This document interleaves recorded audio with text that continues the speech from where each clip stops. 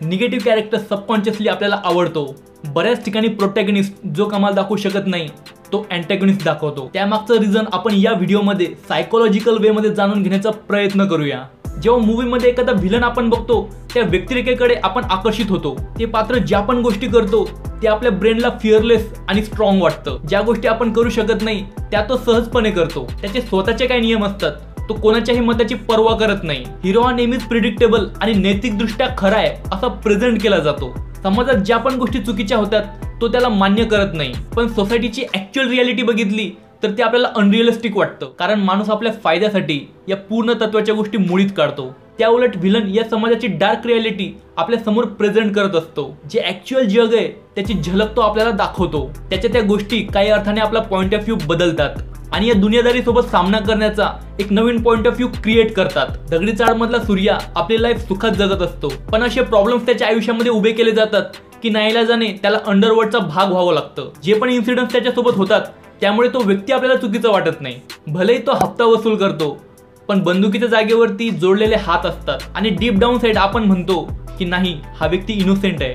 Psychologically बघितलं गेलं तर काही लोक व्हिलनचं पेन आणि स्ट्रगलशी रिलेट करतात। दुसरीकडे अशी पण लोक असतात ज्यांना ऍक्च्युअल मध्ये हिंसा आवडते। या उलट प्रोटॅगनिस्ट मनमिळाऊ स्वभावाचा, गोड आणि केअरिंग असतो। तो जगाची अशी बाजू दाखवतो ज्या ठिकाणी सर्व लोक मिळून मिसळून राहतात, ज्या ठिकाणी व्हायलन्स नाहीये, एक पीसफुल जग जिथे हिंसेवरती तो मात करतो। दुसरीकडे खलनायक समाजाची डार्क साइड दाखवतो, आपल्या वेदना मांडतो। एक कोट म्हणावासा वाटतो या ठिकाणी, जग वाचवण्यासाठी नायक तुमचा त्याग करेल, पण खलनायक तुम्हाला वाचवण्यासाठी जगाचा त्याग करेल। खलनायकाचा कॉन्सेप्ट मुळातच खूप कॉम्प्लिकेटेड आहे। त्याला स्क्रीनवरती जो पण त्रास भोगावा लागला ते पेन आपल्याला जाणवतं। एक चांगलं सिंपल आयुष्य जगणारा माणूस क्रिमिनल का बनला?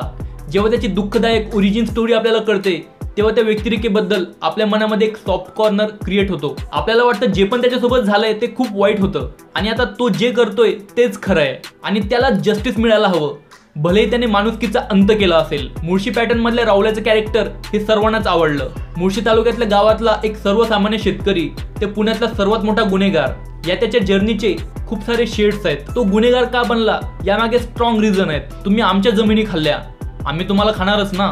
पहिल्या टीजर मधल्या या डायलॉगने लोकांना आपल्याकडे अट्रॅक्ट केलं। त्याच्यासोबत, त्याच्या घरच्यांसोबत, इव्हन पूर्ण गावासोबत जो काय अन्याय झालाय ती एक ग्राउंड रियालिटी आहे। त्याची ओरिजिन स्टोरी आपण रिलेट करतो, त्यामुळे तो व्हिलन असून सुद्धा आपण त्याला हिरो सारखं सेलिब्रेट करतो। त्यामागे ओम भूतकरच्या जबरदस्त परफॉर्मन्सने पण खूप मोठा रोल प्ले केला।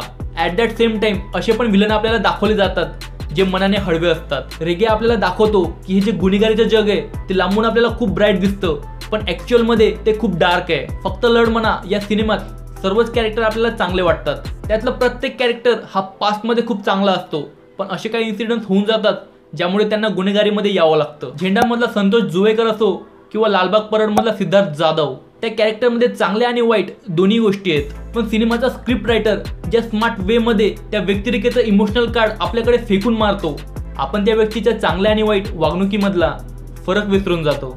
बाकी तुम्हाला व्हिडिओ कसा वाटला? व्हिलन ओरिएंटेड मूवीज का जास्त सेलिब्रेट केली जातात यामागचं तुमचं काय मत आहे हे मला कमेंट करून नक्की सांगा। भेटूया आपण लवकरच।